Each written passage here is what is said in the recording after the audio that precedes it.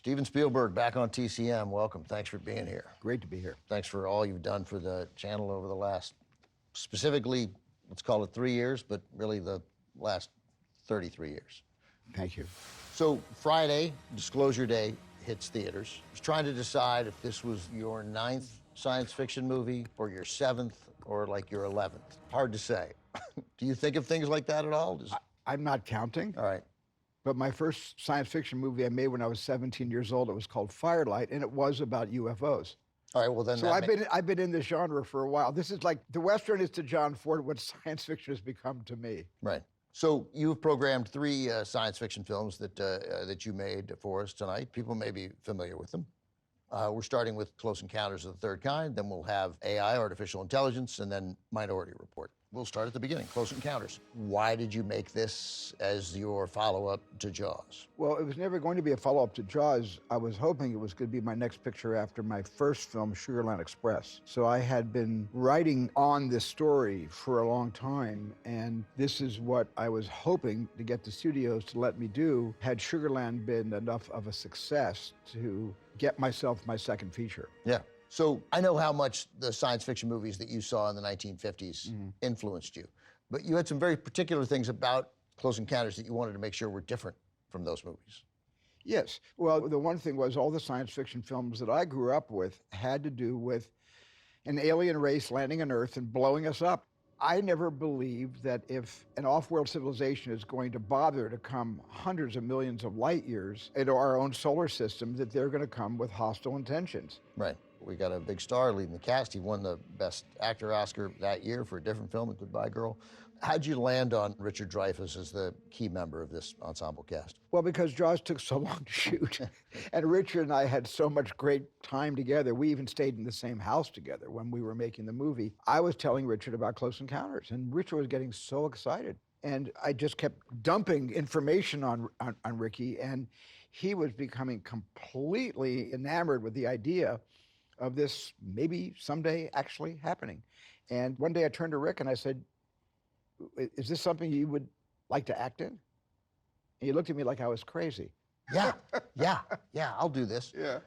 His version of that story, which is consistent with yours, but adds his own degree of panic, is that he would sort of walk by your office constantly, knowing that you were considering, obviously, many of the big names of the day, your Dustin Hoffman. Steve McQueen. Well, Steve McQueen, too. I didn't even know about McQueen. But in some tellings, there's a Jack Nicholson consideration. Yes, there is.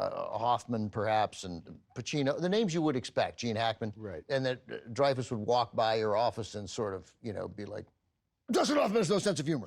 Right.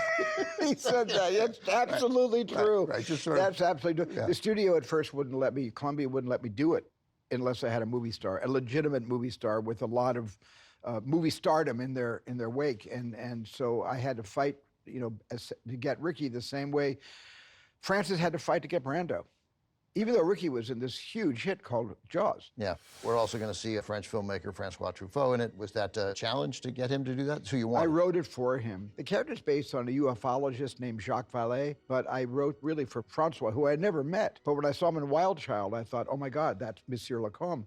And I never thought I'd get him. So I presumed he would say no, so I started casting other French actors. And I was very close to a French movie star who shall remain nameless. And before we made the offer, I just took a big deep breath and I got the number of Mr. Truffaut and I called his number.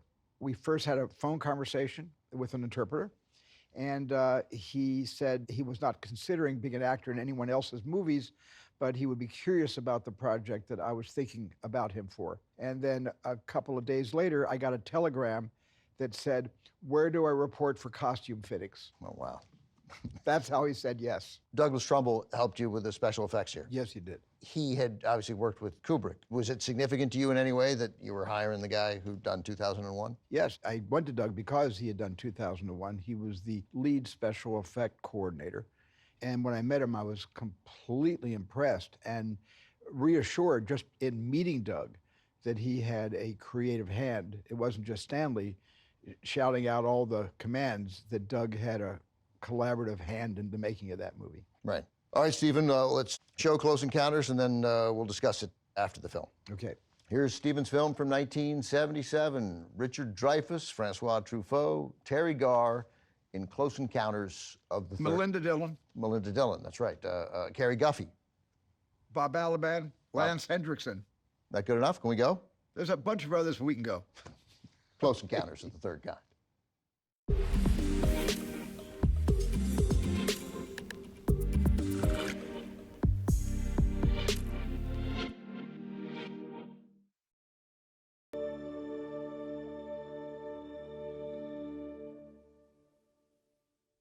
Back here at the Florence Gould Theater, Midtown Manhattan, with Steven Spielberg. His film Disclosure Day opens Friday. Steven has very kindly showed up, programmed 3 of his sensational sci-fi films to screen for us tonight. Okay, now we've seen Close Encounters of the Third Kind. The version released, you've told the story many times, but it's an interesting one. The version that hit theaters was not the version you wanted. You got pushed by the studio. Because the studio was facing some huge problems on Wall Street, and the late '70s were not a great time. Not a great time, and Columbia's Pictures was in financial trouble. They pushed my movie out earlier than it was supposed to come out, and they also I had to rush everything along, and there were scenes in the script that I wanted to shoot that I really didn't have a chance to film, and so I went ahead and released the picture with everything I had. But then, when it was a big success and they wanted to do a reissue, I said, I'm happy to, to accommodate your intentions. This is like 3 years later, right? To do a reissue 3 years later, but can I go out and shoot the scenes that I always wanted to be in this movie? And they said, on the condition that you show the inside of the mothership. Did you ever have any intention of showing the inside of the mothership? Never, never. But then when it came time for me to declare what is the movie I intended, I got back to the cutting room, and basically for VHS, and all the ancillary markets, I went ahead and took that out. Took Mothership was in and then out. And then I took it out, and so the film that exists that people can see on DVD and Blu-ray does not contain the interior of the mothership. But it does have the extra scenes that you shot. It does. Right. Yes. That's the version that people just saw tonight. Okay. So I'm going to ask you. I've asked you this question before, but when I tell people this story, they do not believe me. And I must say, the first time I asked you this question at the TCM Film Festival, I was sure you were going to say this is not true. Mm-hmm. You gave away 2.5% of your movie to George Lucas in exchange for 2.5% of his movie released in 1977, because George was worried that his film, which was called Star Wars, wouldn't be successful, and he wanted to sort of offset some of the risk with you. That correct? And who got the better end of the bargain? I mean, so he just comes to you and says, hey, how about we trade 2.5% of our movies? You've made Jaws, where he felt more confident that.